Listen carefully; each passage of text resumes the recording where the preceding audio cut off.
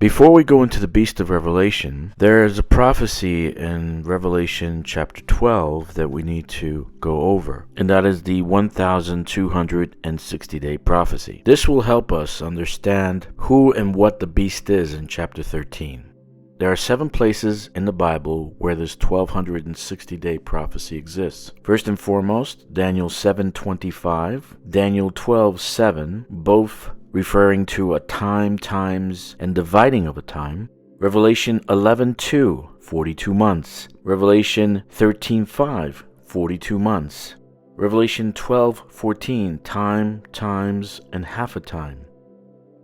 Revelation 11:3, 1260 days, and Revelation 12:6, 1260 days. Each prophecy has a different scope. For instance, if you read Revelation 11 in verse 2, "But leave out the court which is outside the temple, and do not measure it, for it has been given to the Gentiles, and they will tread the holy city underfoot for 42 months." Now, Revelation 11, specifically the beginning part, is focusing on repentance and worship of the true God. The measuring that's being done here, we can reflect in Ezekiel chapter 43, verse 10 and 11. "Son of man, describe the temple to the house of Israel, that they may be ashamed of their iniquities, and let them measure the pattern. And if they are ashamed of all that they have done, make known to them the design of the temple, and its arrangement, its exits and its entrances, its entire design and all its ordinances, all its forms and all its laws. Write it down in their sight, so that they may keep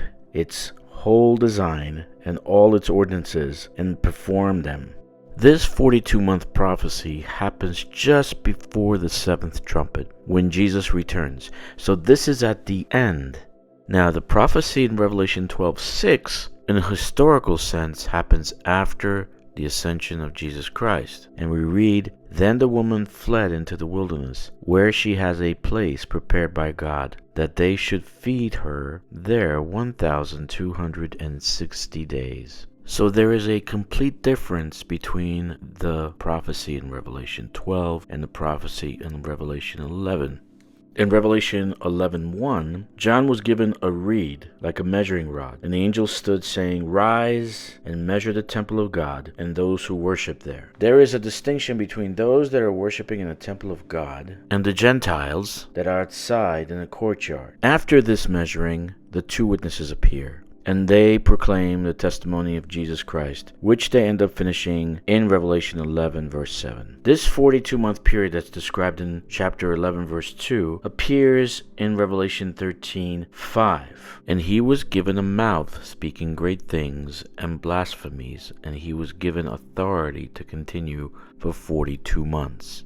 Where there's a difference between chapter 12 and 11, we can compare and say there's similarities between chapter 13 and 11. Not just because they're using the same words like 42 months, but because these events in chapter 11 and chapter 13 are towards the end of time and just before the second coming of Jesus Christ.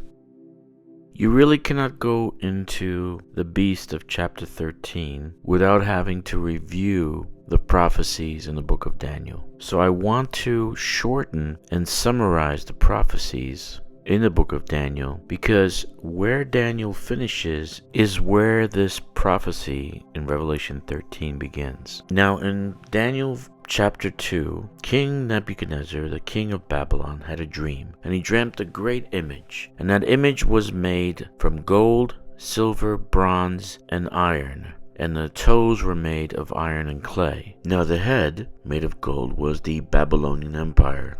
Chest of silver was the Medo-Persian Empire. Next came the Greek Empire. The legs, left and right, 2 legs, was the Roman Empire. And as we know, the Roman Empire was split into 2, East and West Roman Empire. 10 toes have not yet appeared, which are the 10 kings that we have in Revelation 17. But this is also the 10 horns that we have on a beast in Revelation 13. Here's where my interpretation differs from everyone else. If you go into the Bible with your cup full, in other words, with knowledge from other people, You can only come out of the Bible with your cup full, with the knowledge that you went in with. And when I first read Revelation, I went in with information already learned from other people. The most common and well-known interpretation of the beast of Revelation 13 is that this beast is the papacy. But I submit to you this: has the Roman Empire actually fallen as it was dreamt by Nebuchadnezzar? The legs extend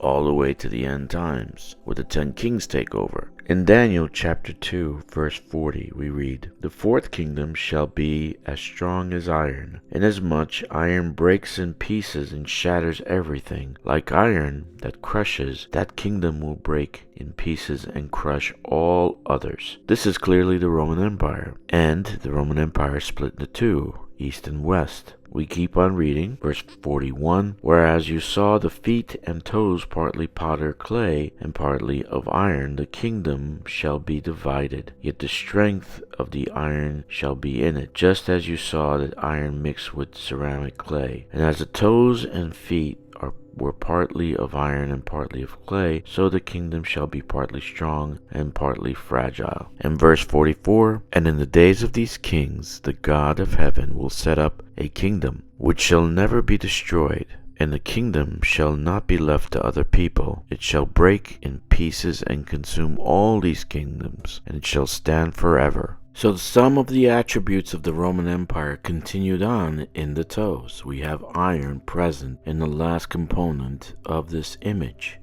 So where do theologians get the idea that this beast in chapter 13 is the papacy? If we go to Revelation chapter 13, in verse 3, it says, "And I saw one of the heads as if it had been mortally wounded, and his deadly wound was healed, and all the world marveled and followed the beast." Theologians believe that this wound was the deposing of the Pope in 1798 by French armies. But 3 years later, the Pope was reinstated in 1801, which I consider a little scratch, worthy of a band-aid, and not necessarily a mortal wound.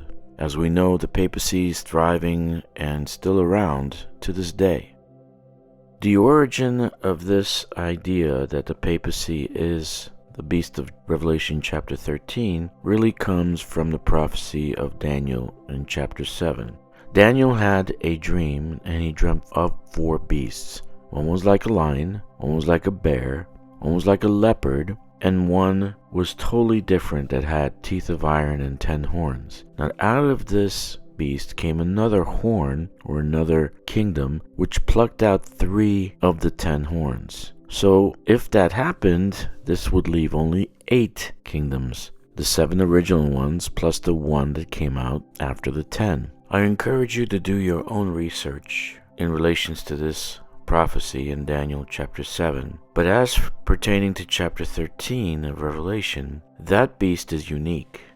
We read, verse 1, "Then I stood on the sand of the sea, and I saw a beast rising up out of the sea, having 7 heads, 10 horns, and on his horns 10 crowns, and on his heads a blasphemous name. Now the beast which I saw was like a leopard, his feet were like the feet of a bear, and his mouth like the mouth of a lion. The dragon gave him power, his throne, and great authority. And I saw one of the heads as if it had been mortally wounded, and his deadly wound was healed, and all the world marveled and followed the beast." Verse 4, "So they worshipped the dragon who gave authority to the beast, and they worshipped the beast, saying, 'Who is like the beast? Who is able to make war with him?'" This beast definitely is a future beast, a future kingdom or empire, which also involves worship of the dragon and worship of itself. It is a combination of all the other empires, as we saw in Daniel 7. It has the characteristics of those empires. It has 10 horns, 7 heads, one of which is mortally wounded and healed. As we know, heads are kingdoms or kings. Horns are kings. If we correlate that with chapter 17, 10 kings have not yet taken power. These 10 horns are the end-time kings. Which kingdom is that head that took on that mortal wound? In my opinion, we haven't seen that yet. I am Daniel. for the 144,000. Please subscribe, and God bless you.